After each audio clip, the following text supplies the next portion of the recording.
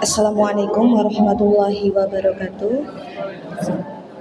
Dumateng Bapak Ibu Dujo ingkang dahat kinurmatan, menika saking kelompok sekawan tepangaken kula Vidya Damayanti Paraga Pambiwara.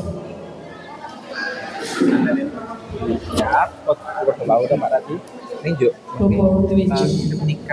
Namaku Dian Indri Ibawati minangka Paraga Pambiwara.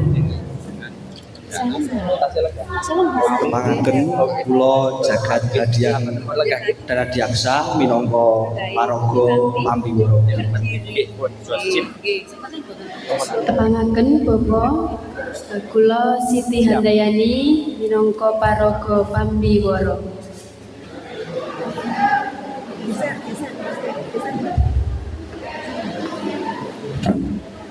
Tepangaken kawula tinang asma Yulian Adi Mahendra Pambiwara.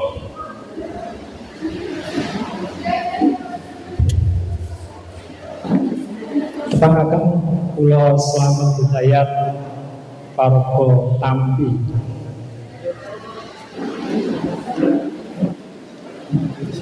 Tepangaken kula Sucimata Mustika Retno Dewi Paraga Atur Pambagyo Harjo.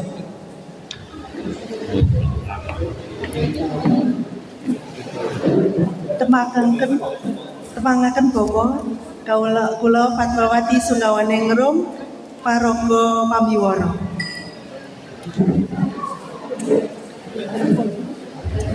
Tepangaken nama kula Afifah Rizky Paraga Mursitawara. Tepangaken kawula Adi Budiawan Paraga Hasyim Kono.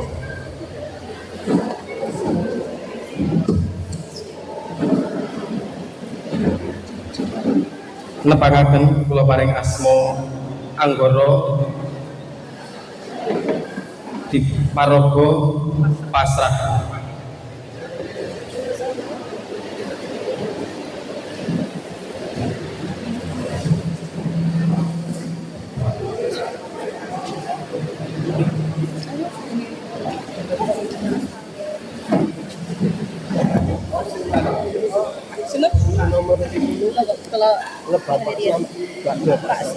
Pak Slamet sih tau nggih?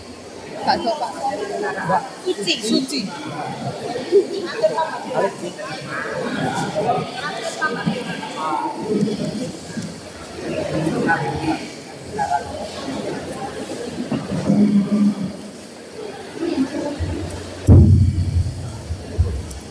Sampun siaga? Oh nggih. Kadang panata pita, panata laptop. Nggih. Para kakang pahargyan Gagrag Surakarta Hadiningrat ing abadi kajibah kelompok sekawan kawiwitan.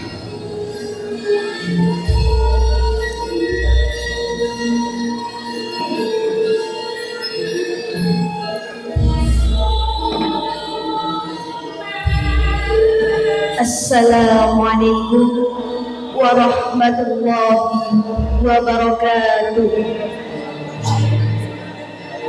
Nuwun sangga para sepuh miyan pini sepuh ingkang ambrung maestri mring bebayani kautaman ingkang tubuh kinabukten. Para panembahan pamating praja kinarya pangayuwaning para kawula dasih ingkang tuhu pantes sinudansa. Sumawana sanggening para kakung semputri ingkang tansah sinubrata ing kaurmatan. Ngengeti panjenengan sedaya lan kula jejering titah ingkang tansah kapundhut kawasesa dening Gusti ingkang Maha Kawasa. Pramila sumangga langkung rumiyin kawula dherekaken tansah mujudaken puja dalam puji syukur wonten paring Gusti ingkang Maha Agung. Dene sampun hamidahaken kegiatan demi kawujudan satemah panjenengan sedaya lan kula saged kepal manunggal ing sasana rombahan wanci punika kanthi winatu ingkang raharja. Selajengipun tuhu dinepatno ing diduga tenebihna ing sawiring sesendu dene kula cumatana marang atur satemah hanggemil kamardikan nyigep geyo demi wawan pangandikan.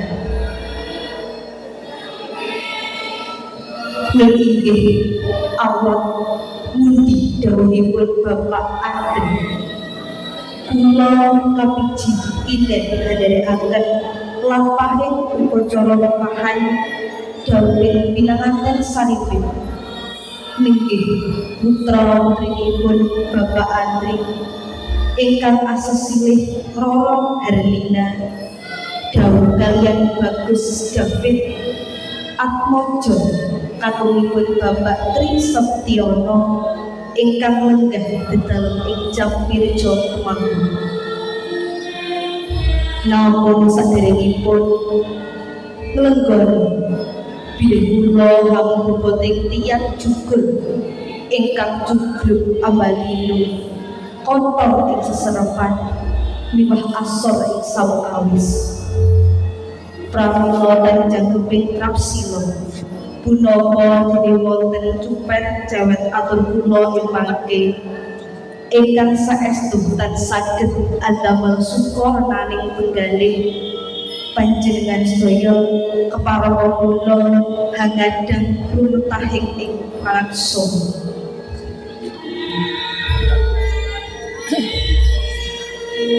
Sangya adilenggah ingkang tuhu kinurmatan wondene reruncining adicara ingkang badhe hangrenggani wiwahan ing wanci menika nun inggih kaji ingkang badhe katur mekaten titilaksana ingkang sepisan pembuka kalajengaken adicara ingkang urut kalih nenggih lumaraping Sri Atmojo penganten putri ing sasana rinengga ingkang rinaji ing adicara urut 3 rawuhipun panganten kakung kalajengaken strah penampi wontene adicara ingkang sekawan upacara adat panggihing pinanganten sarimit waosan pustaka suci Al-Quran rinaji ing adicara urut gangsal dungkap adicara angka 6 nenggih atur pambagya harja kirabing temanten rinunci ing adicara angka 7 saparipurnaning kirab tumuli hangraji adicara angka 8 nenggih wedharenging sabda tama lajuning upacara dungkap adicara urut 9 nenggih hastungkara utawi doa wondene adicara angka 11 nggih punika penutup makaten sagung adilenggah ingkang tuhu kinurmatan rerencening adicara ingkang badhe hangrenggani pawiwahan ing wanci menika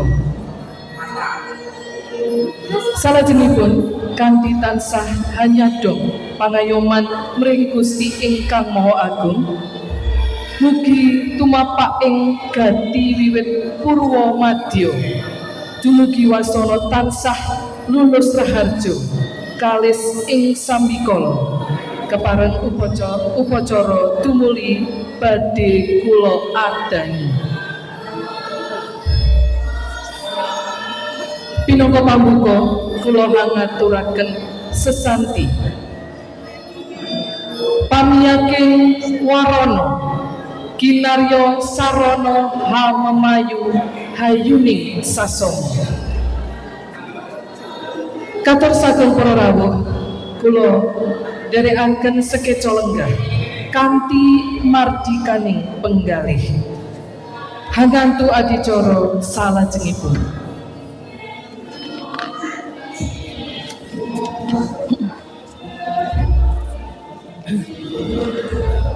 Para rawuh kakung saha putri ingkang tuhu berbudi mahabedharma. Ing salebeting panti busana pinanganten putri sampur purna genya hangrasuk busana panganten. Kepareng karsa nedya hang rumiyini lenggah ing sasana rinengga.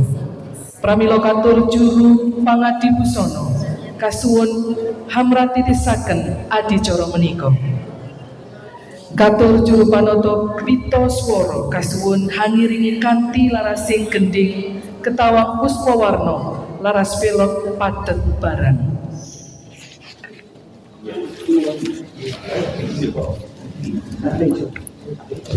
Jogja.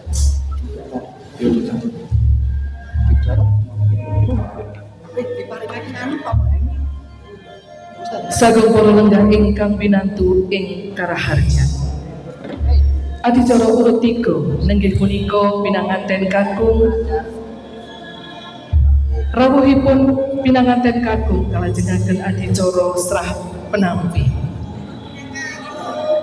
Abet saking punika katur manggalaning pangombyo panganten kakung mugi kepareng tumuli handherekaken pinanganten kakung jengkar saking panti palereman manjing sasana wiwahan.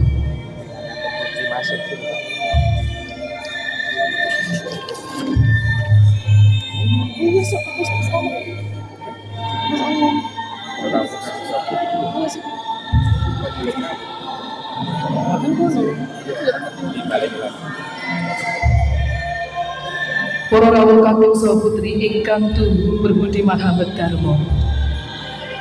Ing salebeting panti busana pinanganten putri sampun purna genya hangrasuk busana panganten. Kepareng kersa nedya hang rumini lenggah ing sasana rinengga.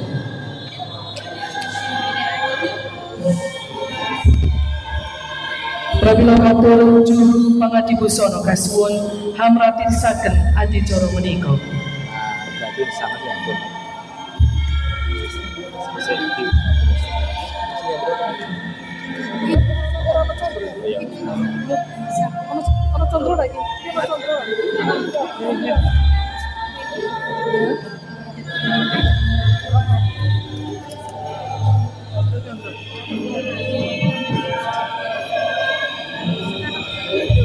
Pinarung swaraning Prabangga munyo angrangin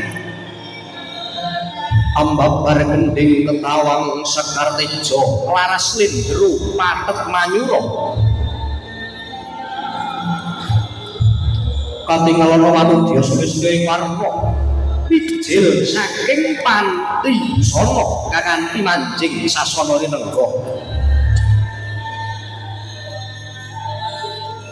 Sampating busana ingkang bangimba busananing Prameswarinata tinun saking Mandrawa kawuryan abyor mompyor pating kalebyan pating calawat pindha kartika gumingsir papan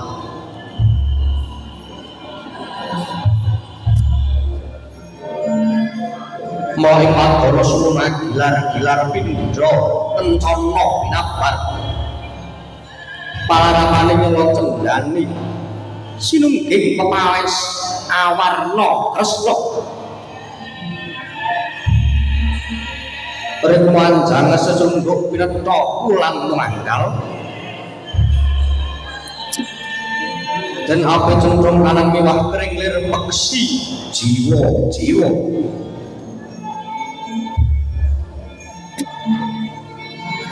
condok mengko pinasang tata pinatut kadibing maruta mandha pindhastane wong kayu kang lagi ngawe-awe kekasih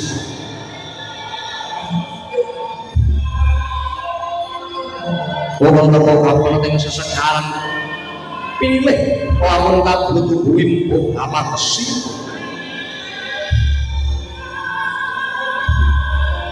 Lamun Candra kasulistianing panganten putri saya tiluwih warna lan kurang Candra dasar sedeng gedege mantesi ganging sarira sesulahe milangoni kelelewane tansah anuju mrana anggambaraken lamun pinanganten putri tuwan ingkang pinter bekti marang kamuke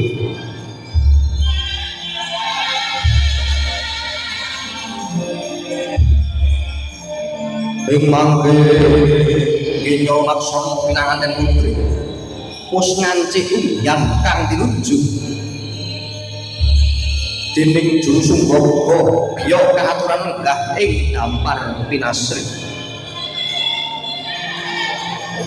Tunggal semono pinanganten putri wis lenggah anggana raras. Lenggah anggana raras tegese lenggah piyambakan.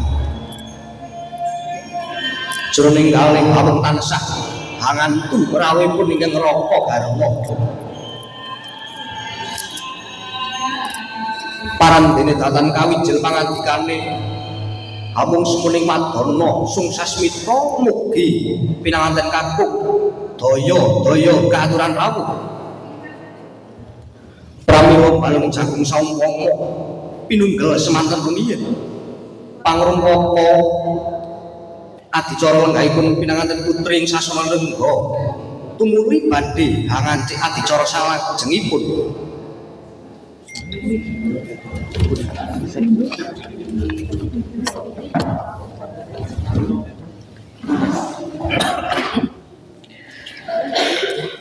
Sugeng sagung para lenggah ingkang winantu ing karaharjan. Adicara urut 3 nenggih rawuhipun pinanganten kakung kalajengaken adicara srah panampi. Abet saking punika katur manggalaning pangombyong penganten kakung mugi kepareng tumuli handherekaken pinanganten kakung jengkar saking panti palereman manjing sasono wiwahan.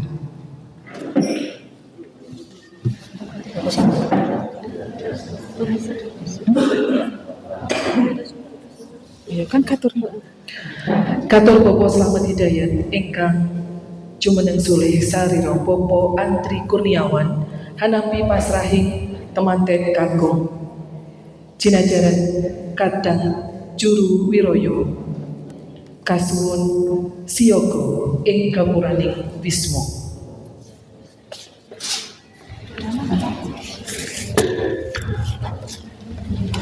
Oh, tadi jalan bantu. Aku tak bantu. Aku tak bantu.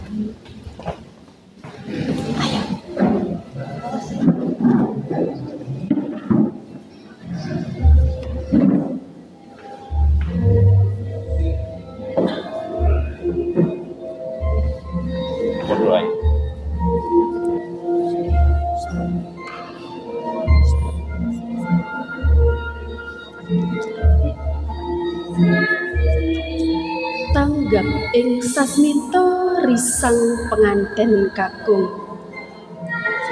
Dupi pirsa lamun wis tinengga. Dening garwa bebudyanipun. Daya jengkar saking palereman arsa manjing sasana wiwahan. Pantara dangu saking gapuraning sasana wiwahan sampun katingal gumedyaring cahya pindha teja kinuwung Prabowo saya dangu saya cetha saya caket saya ngalila sayekti punika tejane risang pinanganten kakung ing ngayap dening para kadang sentanane. Pinanganten kakung kawurian ngagem busana ingkang hangemba busananing Narendra lamun kadulu king Mandrawa katon agung merabu miwah merabawa. Ditunggal dilanjutkan yang terakhir. Ing mangke. Oke. Ing mangke wis ngancik wiwaraning sasana wiwahan pinanganten kakung miwah sangya para kadang pangayap tumuli samya kandhek welira lumaksana dupi hanyarengi tumampak ing titilaksana pasrah tinampi. Pasrahing penganten kakung badhe kasarira Bapa Anggara ingkang mangke badhe katampi dening Bapa Slamet Hidayat pinangka sulih sarira Bapa Tri Septiono. Pramila katur Bapa Anggara sumangga. Dumateng panata pita swara kasuwun hanyigek laras gending ingkang nembe kapiyarsa. Assalamualaikum.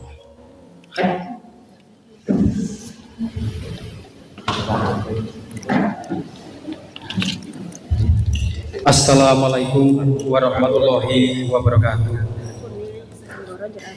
Nuwun sanggianing sesepuh pinesepuh ingkang tuhu kinabekten sumawana rawuh kakung saha putri ingkang dahat kinurmatan.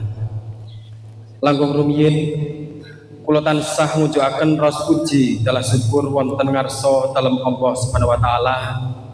Dene ing wanci punika kula lan panjenengan saged kempal manunggal wonten ing papan punika kanthi manggih kawilujengan. Iki kok ora kabeh sempat. Iya. Jupri.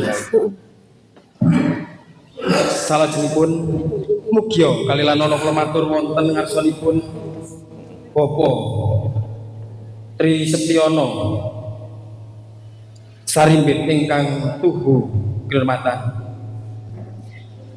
Kula pun anggara kairing sagung para kadang pangayam kautus dening panjenenganipun Bapak Andri Kurniawan lenggah dedalem ing dusun Jampirejo supados sepisan ngaturaken kasugengan so salam taklim saking panjenenganipun Bapak Andri Kurniawan sak kulawangsa mugi katur wonten ngarsanipun Bapak Tri Septiono kalian garwa dalah keluarga ingkang angka kalih nuhoni rantaman ingkang sampun gumathok saking para prayagung ingkang sami ambangun pebesanan. Kula kinen amasrahaken calon pinanganten kakung ingkang apapar Bagus David kanthi panyuwun supados kaijabaken saha kadhawuhaken kaliyan putra Tri Bapa Septiono ingkang asesilih Roro Ayu Harlina. Rehning calon pinanganten kakung ingkang sampun siyaga ing diri lan romanti ing pakarti bebasan ulam mungguing rampadan pramila sumangga kula aturaken mugi katampi kanthi suka renaning penggalih saha mebilih sedaya sampun samekta keparenga upacara ijab tumuli katindakaken kairing puja puji santi basuki saking Bapak Andri Kurniawan sekalian mugi tumapake gati purwamadya wasana tansah ing ayoman dening Allah Subhanahu wa taala satemah lulus raharja kalis ing sambikala.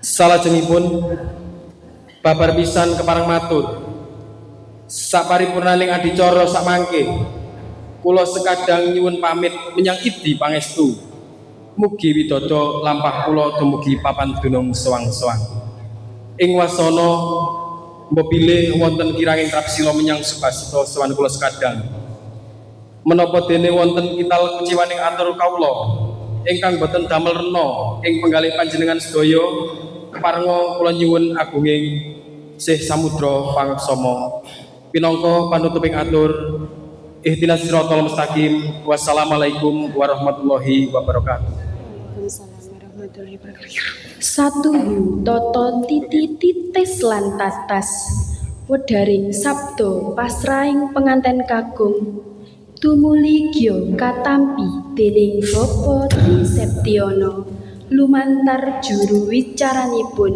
nenggih Bapa Slamet Hidayat pramila katur Bapa Slamet Hidayat sumangga.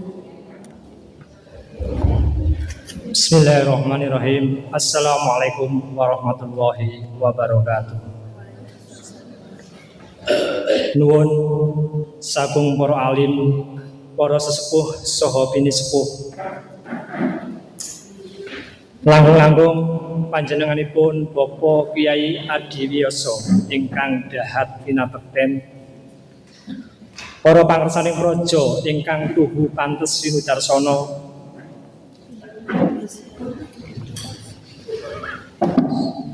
sumawana para rawuh kakung saha putri utanamipun pangombyong pininganten kakung ingkang saking Jambirejo Temanggung ingkang tansah sinugata ing kaurmatan.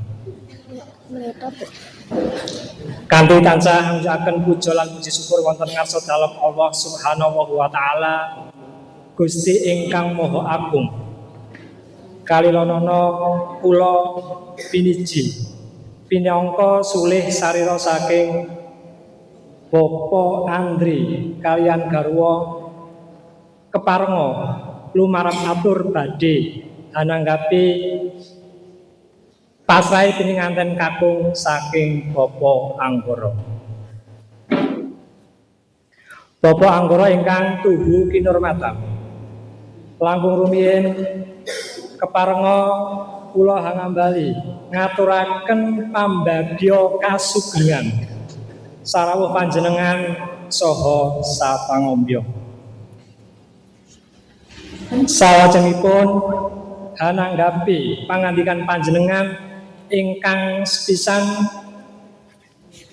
paring salam taklim saking besan sakeluarga kula tampi kanthi ucapan Waalaikumsalam warahmatullahi wabarakatuh.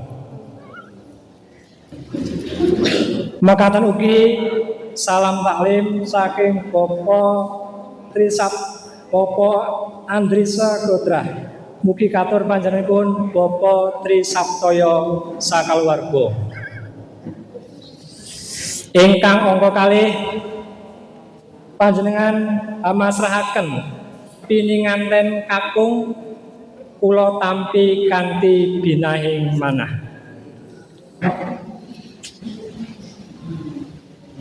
Dene ingkang angka 3 Bapak Triseptiono ngersakaken badhe hamboyong pininganten sarimbit ingkang dinten ingkang sampun piniji. Mboten langkung Bapak Andri ugi badhe jumurung karsa lan insyaallah badhe hangombyongi.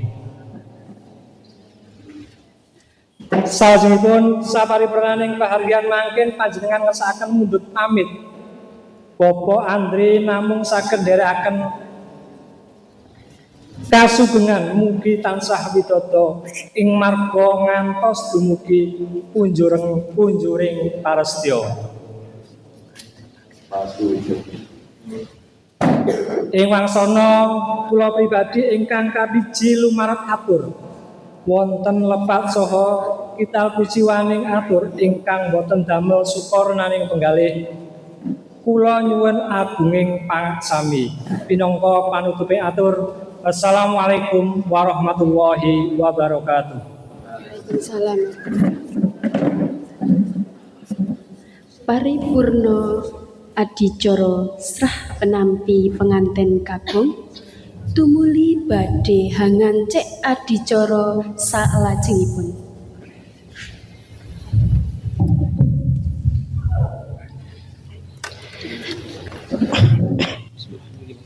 kang ring samekta ing dwaraning swasana adicara. Temanten kakung Dimas Bagus Andika David Prasetyo dening Rama Tri Septyono dalah Ibu Afika kepareng manjing ing madyaning sasana adicara.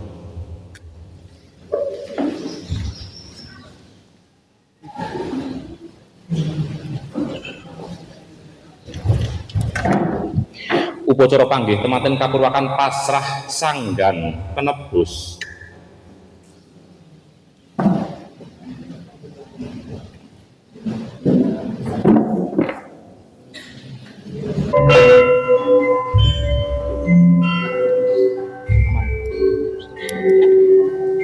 Lumaksana panganten putri tumuju ing sasana panggih ya kinarya panggih temanten kekarone. Kapurwakan punisipun ingkang ngasta kembar mayang inggih menika Ibu Kristina Indrayanti.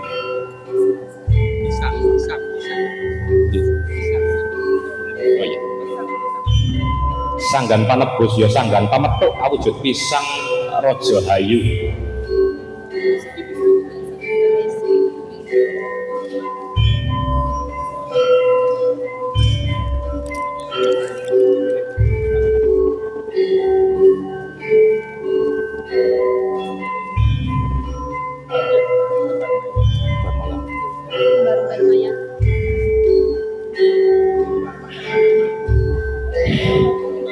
Kembar mayang kang angwujud awit kalpataru asekar dewa daru janang daru kayuning purwa sejabi godhong kang kinarya rumumbe asirabun lan udan pangira kiblat papat woh surya lan tengsu oyate bayu bajra. Miyos kembar mayang minangka Cina bilih kang kawiwahan daup tasih ajejer kenya lan jejaka. Magya rawuhipun Sri pinanganten kakung kinarya srana nyadong sihing pangayoming Gusti kang maha welas asih. Tinebana saking tolak sarik ilang sarap sawan samarga marga.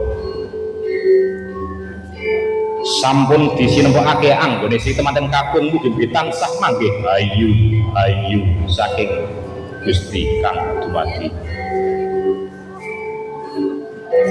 Saya dangu saya cedhak. Saya caket tindaknya si temanten kekalih tumbuk ing dulur netra. Ambabar daya pangaribawa ingkang langkung ageng jroning nala.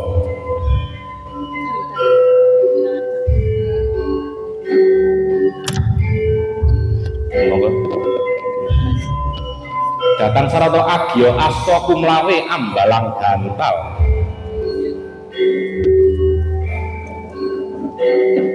Ambalang gantal dumadi balang binalang utama jatining lisan tinemu jatining katresnan.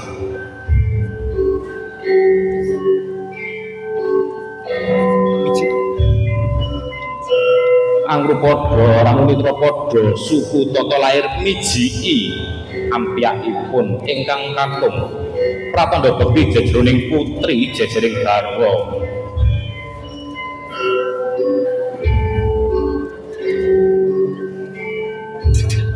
Kakungipun ing bantos haram nyenajong sih pangayomaning Gusti ingkang maha suci lamun wis resik lahir lan batine satemah bisa gadang wahyuning kamulyan mangya hayu hayom tentrem atut runtut raruntungan ngenya bebrayan si temanten kekalih.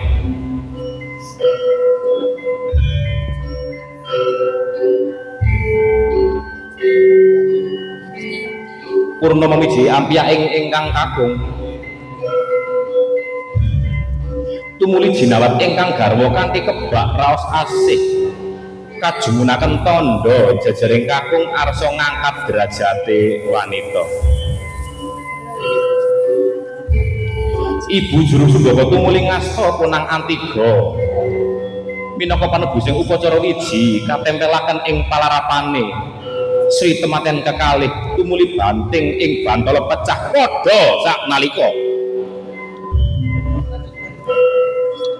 Pecahing punang ati gonya wiji warna kuning lan petak manunggal wijining kakung lan putri babar tumangkar tedak tumurun putra wayah kinarya ngajengaken sejarah.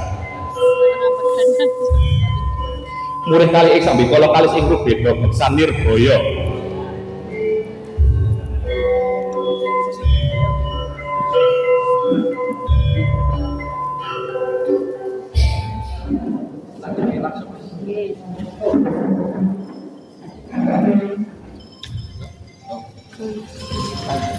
Sudah dinyalakan.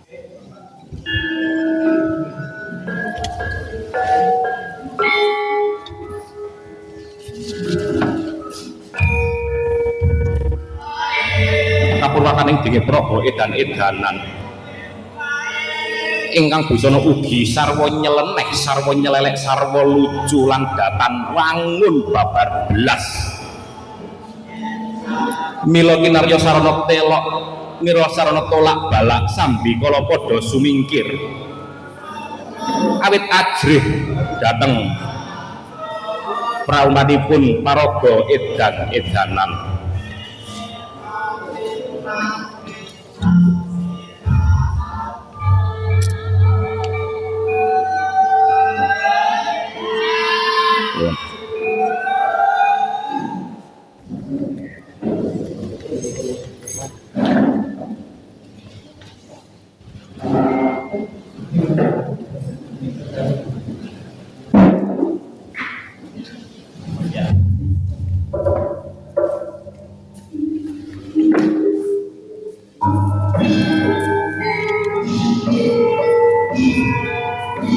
Jumangkah tumuju ing sasana pinajang ya sasana mulya.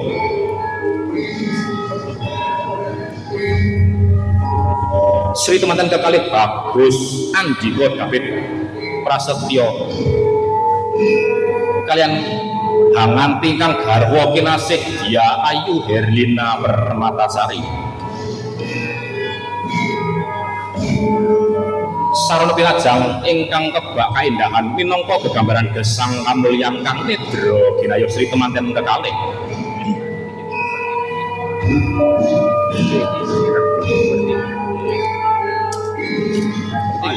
Dokter sing kula napa? Iki kakek kita. Ya, langsung itu. Aku install gitu. Perpindu. Ini pendeta. Kode mawon. Langsung mawon. Iya, langsung.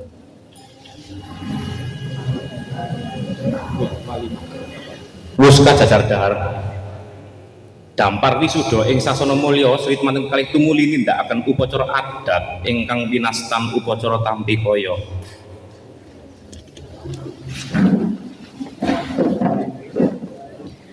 Tampi kaya minangka gegambaran tanggal jawab jejer kakung dumateng ingkang garwa lan keluarga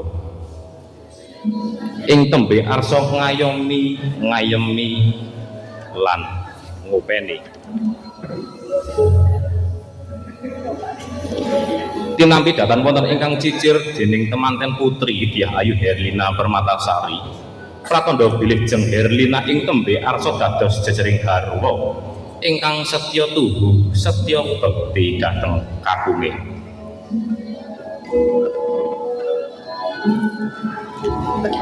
Hanamung wijitine saking ingkang garwa sajuga kapisungaken dumateng ingkang Ibu Tripuji Astuti. Purnana rikaya kalajengipun upacara ingkang winastan dahar kalimah. Wusamekta sekul punar jangkep salahipun ana lawuh ati antep pindang antep kinepel-nepel bujana cacah 3 wujud golong ingkang alit utawi golong ingkang cilik meratandani golong gilig ing sedya Sri temanten kekalih lamun tawis manunggal cipta manunggal rasa lan karsane.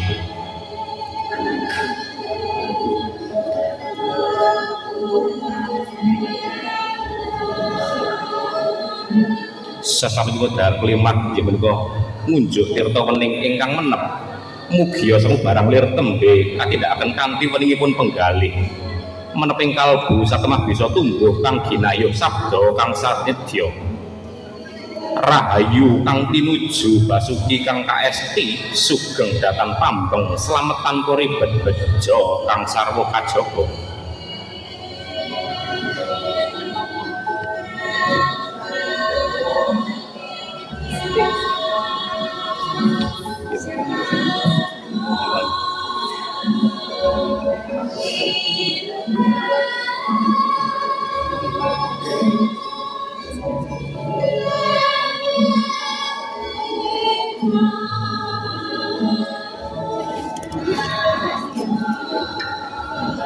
Purnama ucara dahar kalimah keling mening wiwit timur setemanten kekalih anggung ginebung ing papayaning kautaman anget dhateng labuhipun bapa lan ibu arsa swan ing ngarsanipun bapa Andri dalah ibu Arso Astuti nyadong tetambahan donga lan pangestu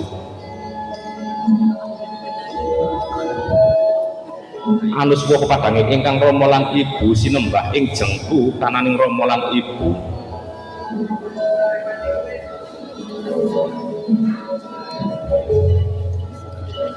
purna swan ing ngarsaning bapa Andri dalah ibu Astuti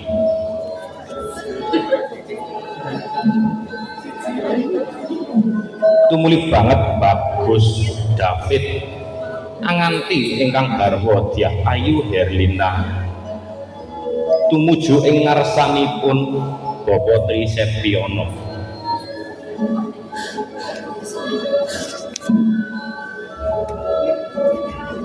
repepeh pindo soto matarangan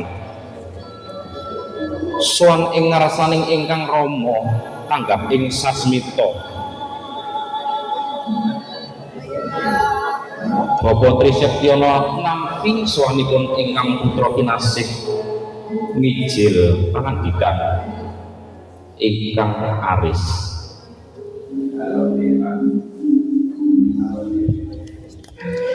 ngger anakku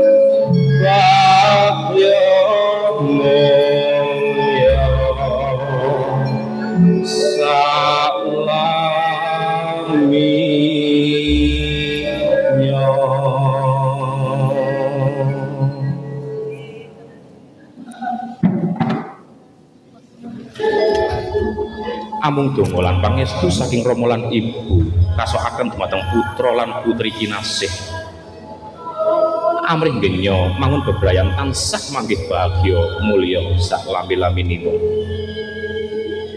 gunging panuwun kaaturaken dumateng Ibu Markonah saking salon mantep ingkang sampun keparang mratitisaken laksanatipun upacara panggih temanten ugi dumateng para beksan Nirbaya Mas Herdianto sarjana hukum magister humaniora kalian Mbak Aryu sarjana pertanian ingkang sampun mratitisaken giaran candhaipun Rasul.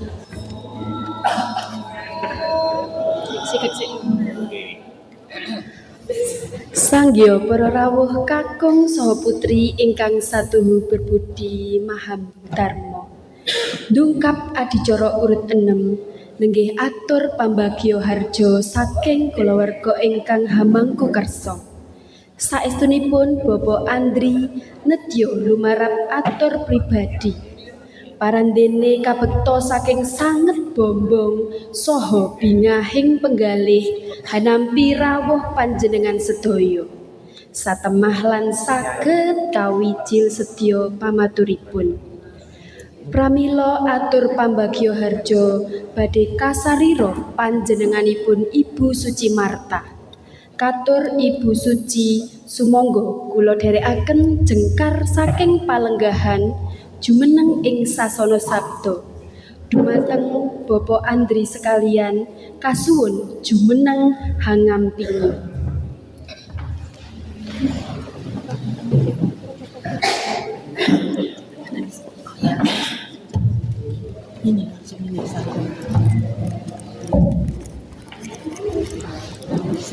Assalamualaikum warahmatullahi wabarakatuh.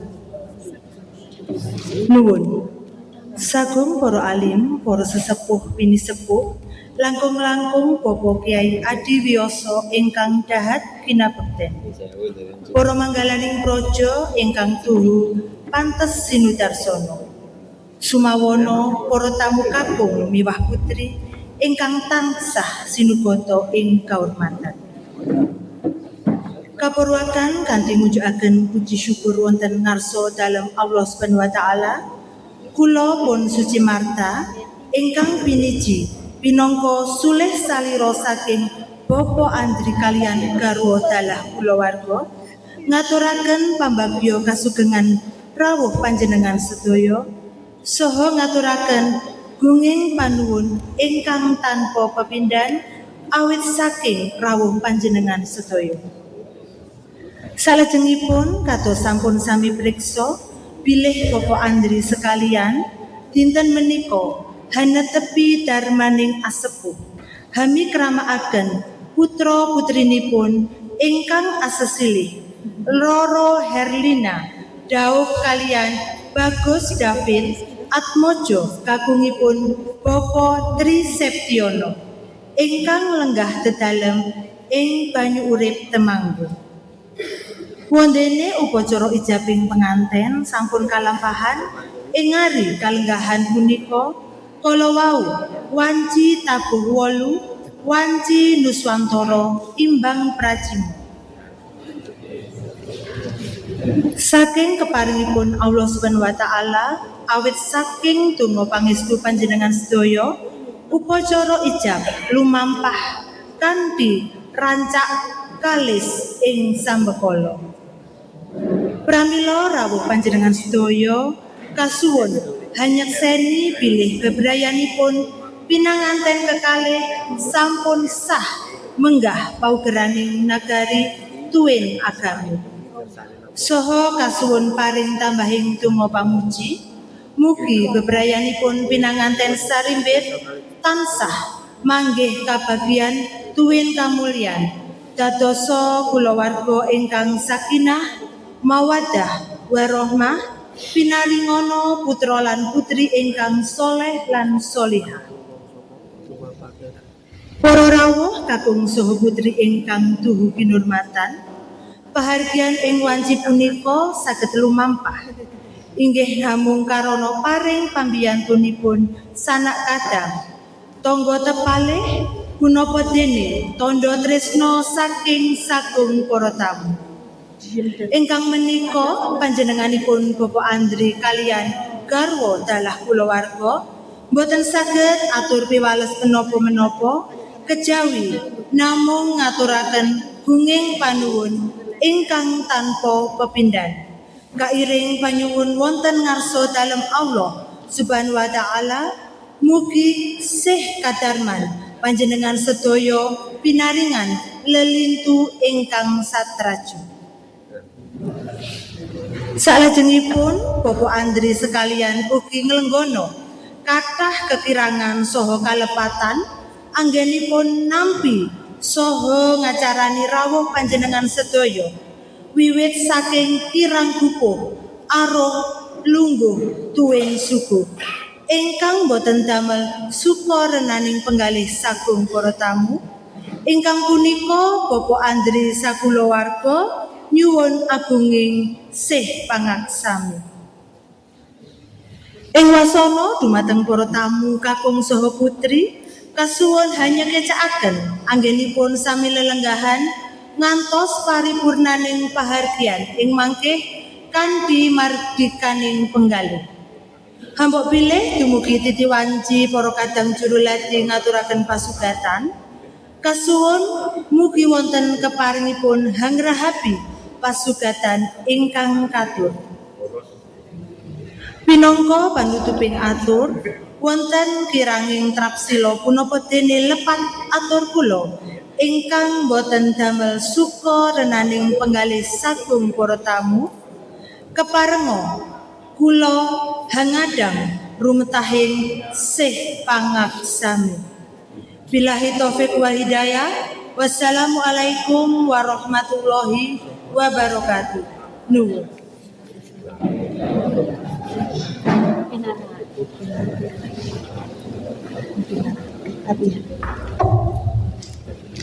Sagung adilenggah ingkang tansah kinaroban robing Samudra Yuwana Basuki. Ing mangke pinanganten sarimbit sampun lenggah malih ing damar pinasri. Ing semu kekalihipun tasih mangu-mangu jroning kalbu kirana rumaos kiranging sangu nggenya badhe hanggebyur ing samudraning agesang bebrayan. Pramila tansah hangantu paringipun wasita adi saking para sepuh. Pramila adi-adi hanganje adicara ingkang urut 8 nenggih wedaring sabdatama ingkang badhe dipun paringaken dening Ibu Rizky.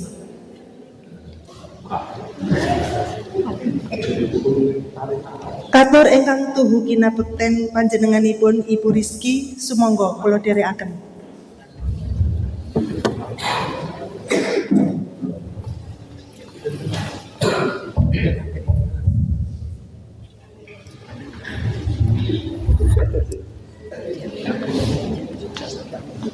Assalamualaikum warahmatullahi wabarakatuh.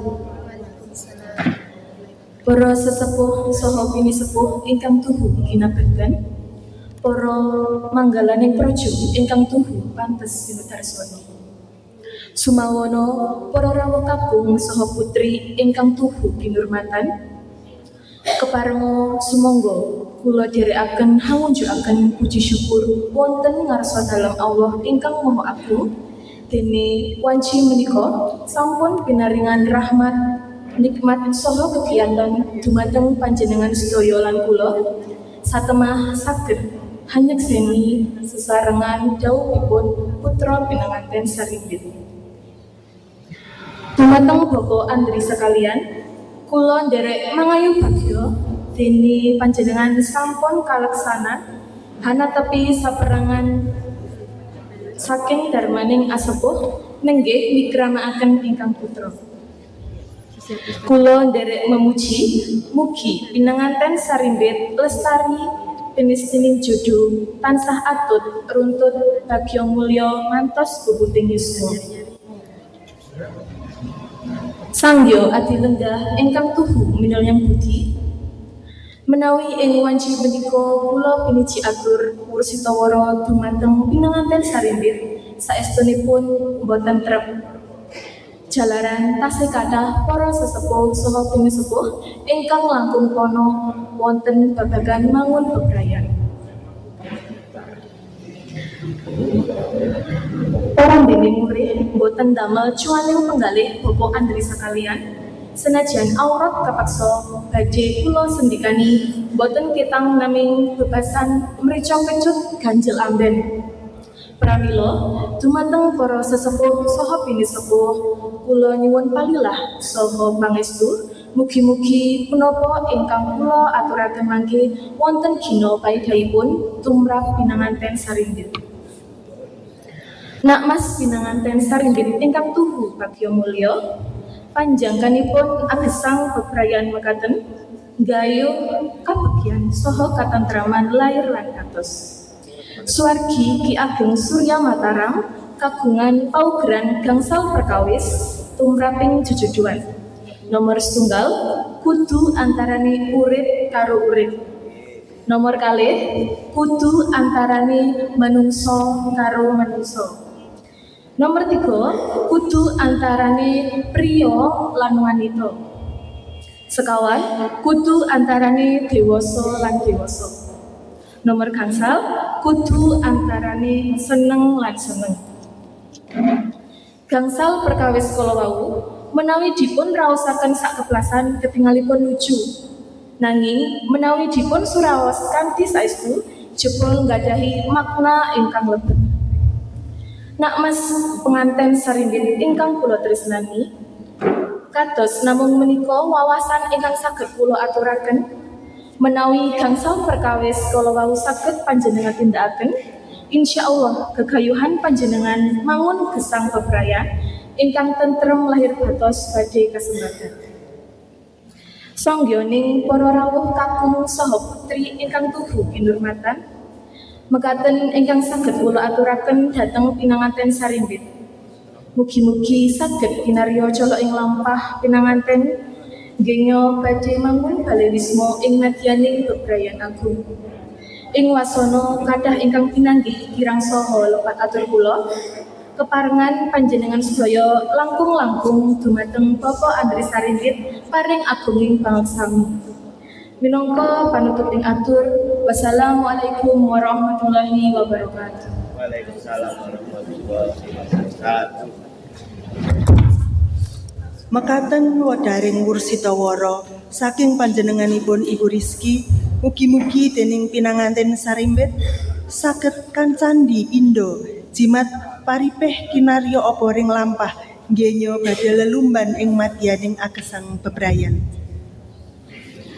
Para tamu kakung sumawana putri ingkang tuhu kinurmatan, hangajek adicara ingkang urut 9 nenggih paringipun puja hastungkara saking sagung para tamu ingkang mangkih kasuwun dipun pangarsani dening Bapak Adi Budiawan.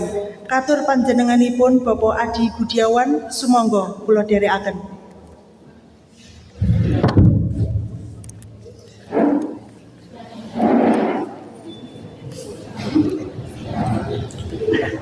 Bismillahirrahmanirrahim.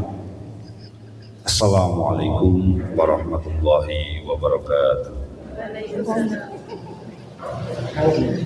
Pinuji asmaning Gusti ingkang Maha Suci. Mugi hangayomi sagung dumadi satemah umat sabumi yuwana lestari. Sinibat panguwasaning Sang Mabdurengat, mugi habrat sukertaning jagat satemah sagung umat antuk nikmat kang fana. Puja panguwasaning Sang Hyang Maha Kawasa, mugi hangayomono jagat raya satemah kula lan panjenengan sedaya manggih yuwana niskala. Amin. Para wadi lenggah kakung sumawana putri ingkang pantes kinurmatan, keparenga kula wonten mriki badhe handherekaken panjenengan sedaya ndedonga wonten ngarsaning Gusti. Kula lan panjenengan sedaya wonten mriki hangestreni saha hanyekseni Bapak Andri ingkang netepi darmaning asepuh ndhawuhaken putra putrinipun Nimas Ayu Herlina dawuh kaliyan Nak Mas Bagus David. Mugi-mugi anggenipun mangun balewisma tansah manggih wilujeng tanpa pamrih. Caos punika bilih ing samangkih kula dedongan mawi tata cara agami Islam. Sumangga ingkang rasuk agami sanes kasumanggaken dedongan jumbuh kaliyan kapitadosanipun sowan. Inna lillahi wa inna ilaihi raji'un. Bismillahirrahmanirrahim. Al-Fatihah.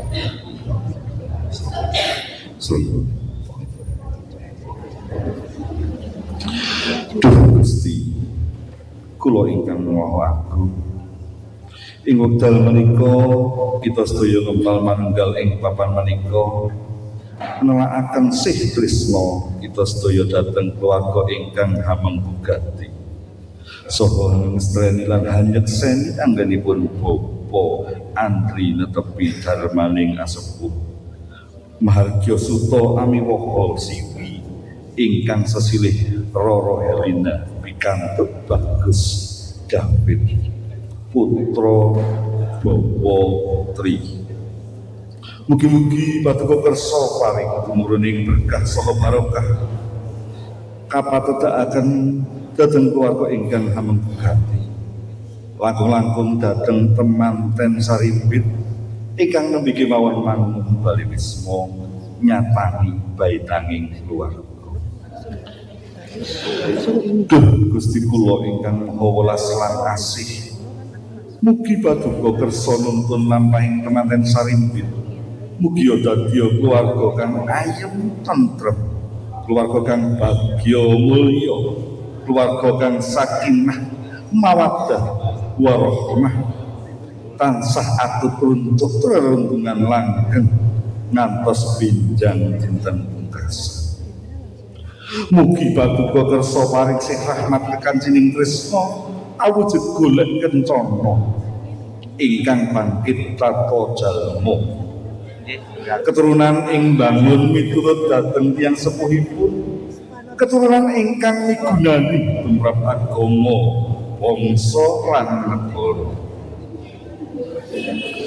Duh Gusti kula ingkang maha paring pangapura, mugi paduka kersa paring pangapura dhateng sedaya dosa kalepatan kula, kalepatan tiyang sepuh kula, kalepatan para leluhur kula.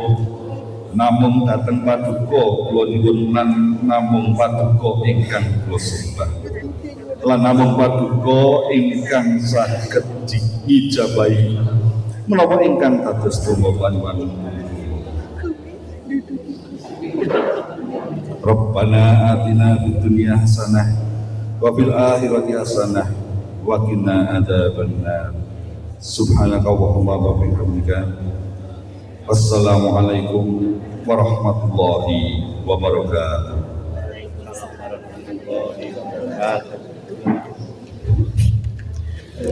Saking para rawuh ingkang minulyeng budi, saderengipun kula dherekaken hanganje adicara salajengipun keparenga lajuning adicara kula sigek langkung rumiyin.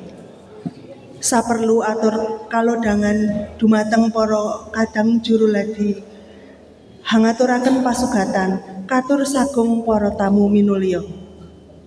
Pramila ambok bilih ing mangke wonten ngarsa panjenengan sedaya sampun kaaturaken pasugatan kasuwun mugi wonten keparingipun hangrahapi pasugatan kanthi mardikaning penggalih kinarya hamiya sepining swasana ing mangke badhe katur larasing gending Jawi ing pangajep saged hanambahi raos eco sakeco ngenya hangrahapi pasugatan katur para kadang juruladi saha kadang panata swara sumangga.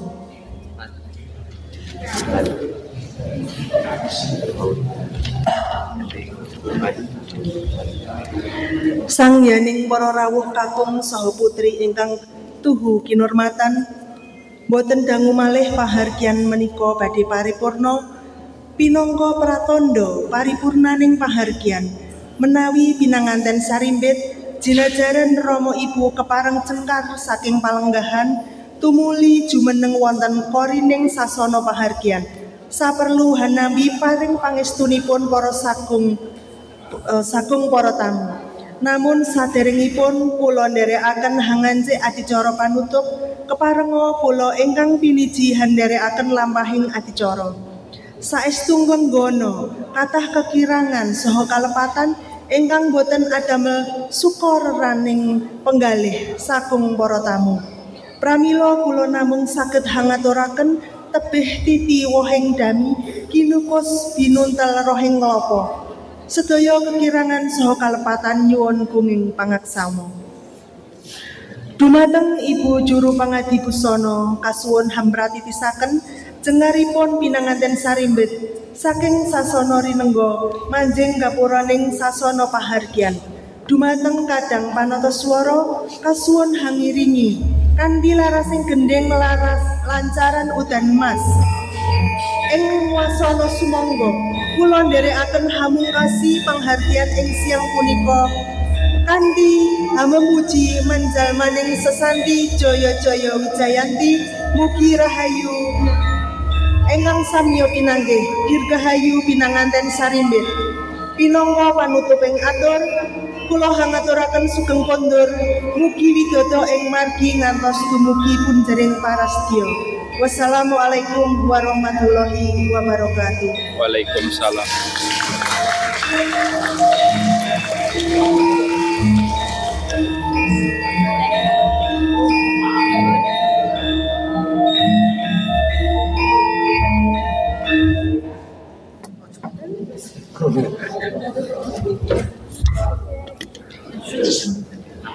Ngaturaken agunging panuwun ingkang tanpa kepidhan wonten ngarsanipun sangyaning para siswa ugi ingkang kinurmat panjenenganipun Bapak Dwija Pambiji, para kadang saparipurnaning adicara paragan siswa kelompok sekawan mila meratandani pungkasing adicara ing hari kalodhangan menika namung wonten sasmita bilih Bapak Dwija Pambiji badhe paring evaluasi menika mujudaken salah satunggaling pungkasing paragan wonten pawiyatan perpadani anamung mujudaken salah satunggaling purwa panjenengan sedaya anggenipun nglampahi jejibahan wonten ing brayane ingkang badhe dhateng. Pramila karana wekdal sampun sauntawis sonten tanpa ngira-ngira pakurmatan kula boten ngarsanipun Bapak Trimarhen Suhardana kasumanggahaken. Nggih, matur nuwun. Kedhik kula wonten tambahan ingkang perlu dipun gatosaken. Sepisan wau wonten panyandra awal Mas Jagat nuwun sewu nyandra menika ateges maos swasana. Lah wonten nyandra swasana pun benten. Pengantin sampun lenggah sampun sahabat tapi tesenyondro dipun telasaken hanya kirang pas kita dipun jumbuhaken kalian menapa ingkang saged nglampah. Amari nyondrono maos swasana. Monggo kalih MC anggenipun pambiwara pun nderekaken saben adicara menika tesih perlu dipun ringkes. Mboten kedah panjang. Lajeng pasrah lan panampi ugi kepanjangan babil langkung dipun ringkes pengantaripun dan perwakanipun sekap sawetawis panjang. Nembah pengantar kalian isinipun panjang pengantaripun. Menika. Lajeng ingkang sanget dipun gatosaken antahipun Ranupada kalian Dadi Wiji. Rumiyin pundi? Dadi wijine micah tigaan, Ranupada miji. Nah, mboten biji mesti mecah tigan. Mecah tigan rumiyin nembe wiji. Saena dipun idak menapa dipun dawuhaken langkung rumiyin dadi wiji. Nembe Ranupada. Dan maknanipun mboten terputus, mboten selip-selipan makna. Tegesipun maksudipun wonten piyambak-piyambak. Nggih. Nggih. Menika saking kula Mas Muji wonten. Nun sewu para kadang siswa kula badhe ambaan rumiyin. Pisowanmu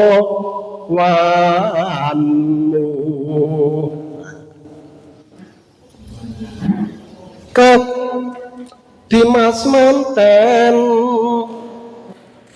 para maju niku ming ambaan nggih mboten ben ora tegang nggih ben ora tegang niku mergo kula macak ketoprak masalahe niki lak blangkon ketoprak nggih tegesipun iket langsung dadak wonten musala kalawau nuwun sewu kula namung badhe ngandeli utawi nambahi pengendikanipun Bapak Marhen monggo dipun persudi malih sinau malih sinaosa yen wonten permadani menika namung icip nggih dereng sedaya dereng ning nembe icip sinaosa icip ning nggih icip ingkang kathah kan ngoten nggih lajeng kala wau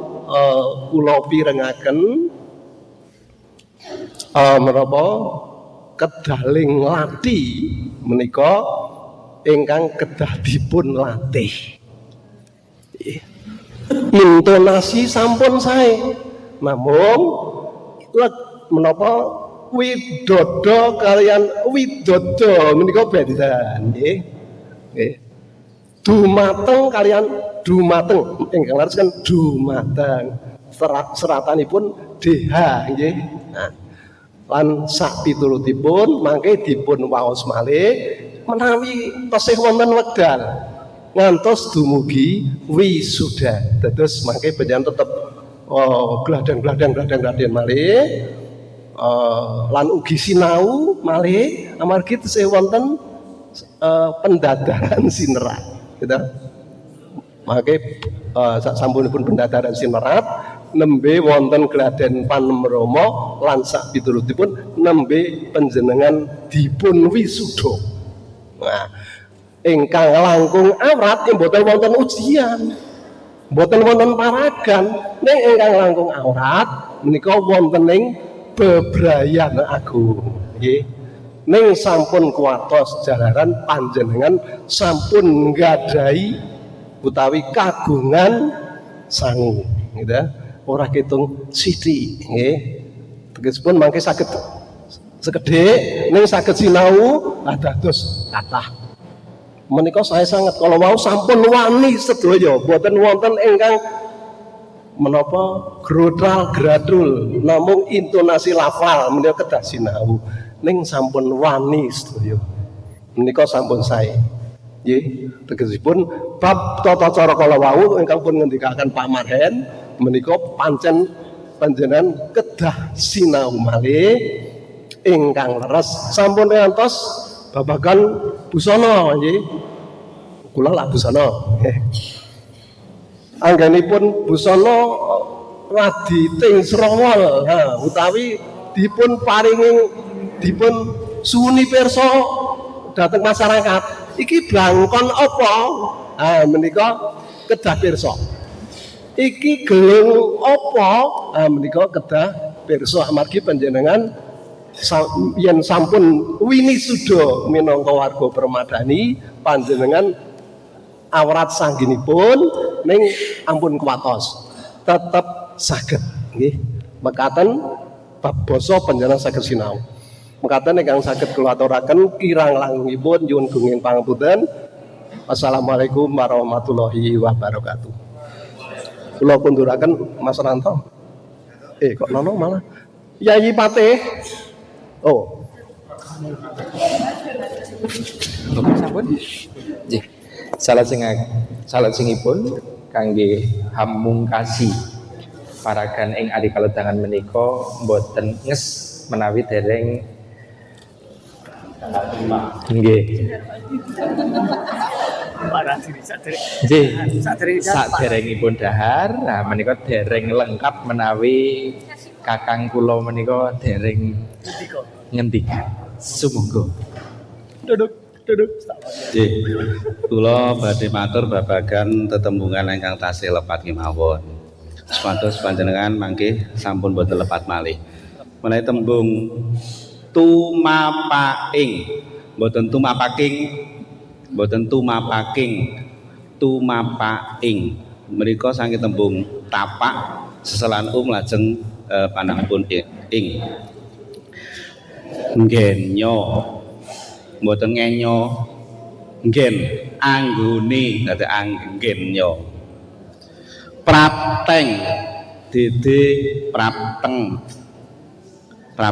saking tembung prapta pikantuk panambang ing dados prapteng menika tembung garba prapta menika teka melok wau nggih tasih ngono wirotama wira plus utama dados wirotama wira menika prajurit utama ingkang utama kalau wau wonten balaken catur netra mboten catur nendra nek nendra niku sari catur netra niku empat mata lajeng wonten jejer mboten jejer jejer priya lan wanita mboten jejer priya kalian wanita mboten jejer sasana pinajang wau wonten sasana menapa Bapak Nur Aini Nur Zaini niku sasana pinanjang sasana pinajang sasana menika papan pinajang ingkang dipun pajang ruwet rentenging mboten ruwet rentenging ruwet renteng ruwet menika ruwet lajeng renteng menika sampun renteng badhe pedhot rerepeh tumindak lajeng sarwi andap ngaten menika sikepipun tindakipun alon-alon kalau mandap andap merendah mboten rerepeh